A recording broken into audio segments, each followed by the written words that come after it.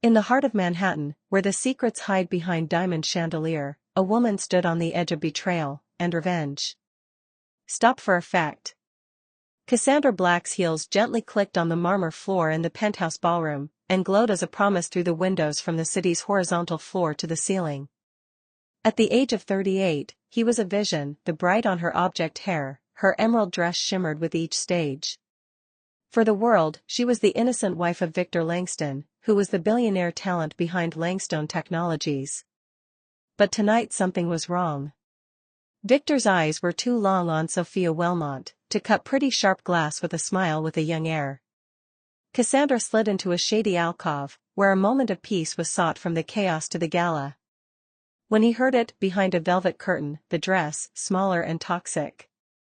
The divorce is set, he told someone, his tone in the form of steel kicks.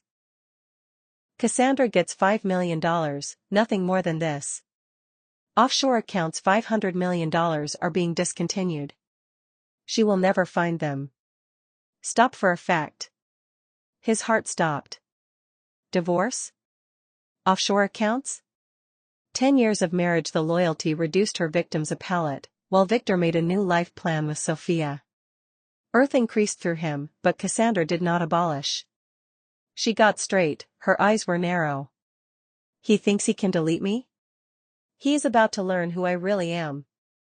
Cliffhanger, but Cassandra did not know that Victor's secrets were deep and more dangerous he could imagine. Cassandra wasn't just a beautiful face.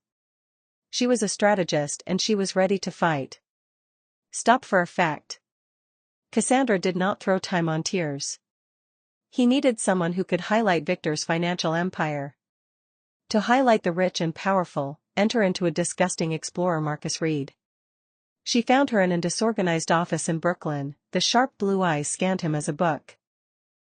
Victor Langston's untouchable, Marcus warned and bent back to the chair. Their money is hidden in these places, even I can't reach.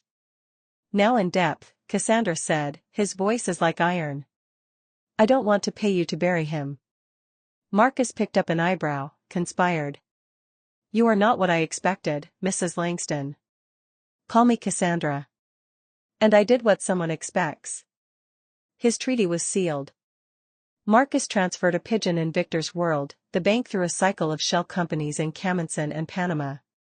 Cassandra played its role in favor of Victor during the charity dinner, and slipped the details of Marcus with a glimpse of the theft on Victor's phone. But the deeper they dig, the more dangerous they became. Victor's security team began to chase him, his black SUV lay outside the gym. Cliffhanger, late at night, Marcus said, his voice is needed. We found something big hiding Victor $500 million. But if he finds out, we're both done. Each step was a risk. Each secret, a victory step or wasted. Stop for effect. Marcus postponed a bombing. Victor's $500 million was bound by a $2 billion merger with a competing technical company. The money was fun to avoid taxes and hide assets from Cassandra through offshore confidence. But more skilled items for Sophia's family were insider trading and payment. This can destroy him, Marcus said, his voice on a burner is low. But we need a witness. Cassandra tracked Elena Wass, who was expelled by a former accountant, to ask many questions from Victor. On coffee on a week-light dinner, Elena left everything, the medical laser, secret appointments and the ruthless cover-up of Victor. I want to testify, Elena said, her hands trembled. But you should protect me better. Meanwhile, Victor became suspicious.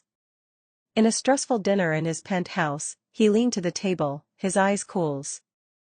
You are far away, Cassandra. Anyone do you want to tell me that? His pulse ran, but she smiled. Just plan my next trick, dear. Stop for effect. Cliff Motor. When Cassandra left penthouse, a shadow went out into the street. A man looked at him every step. Was Victor on him? Cassandra played a dangerous game, but she was completely inside. Stop for effect. Cassandra and Marcus met Lauren Carter, with a reputation for destroying powerful men with a divorce lawyer. Lauren's eyes shone as he underwent Marcus' evidence. This is a gold mine, he said. We want to kill Victor in court, highlight his scam and demand $100 million as his share of marital property. The plan was bold: files for divorce, with reference to adultery and financial abuse, and then unveiled Victor's secrets in the court. The media will eat it, and Victor's fusion will collapse. But the risk was high. Victor's lawyers already spread rumors, painting Cassandra as a shimmering gold sharp. And Marcus passed a spot campaign that gave him the price of his career, made him a weak goal. Cassandra Steele himself.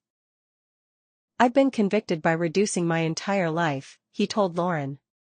"Not this time." Cliff trailer. On the tamp of the trial, Marcus received an anonymous threat: "Back, or you will regret it." Will they do it in court? The scene was set. The world was watching.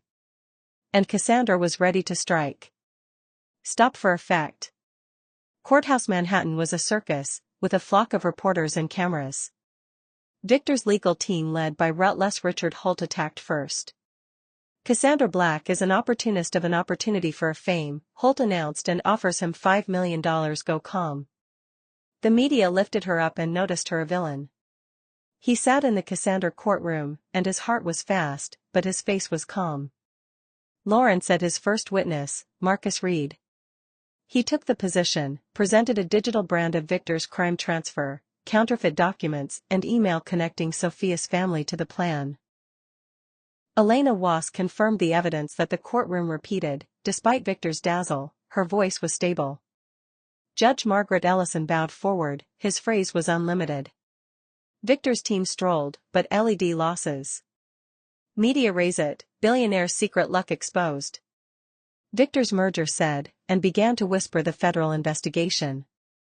Cliffa hates. As soon as the trial stopped, Victor Cassandra converted to once. "Do you think you've won?" he said. "It's not over."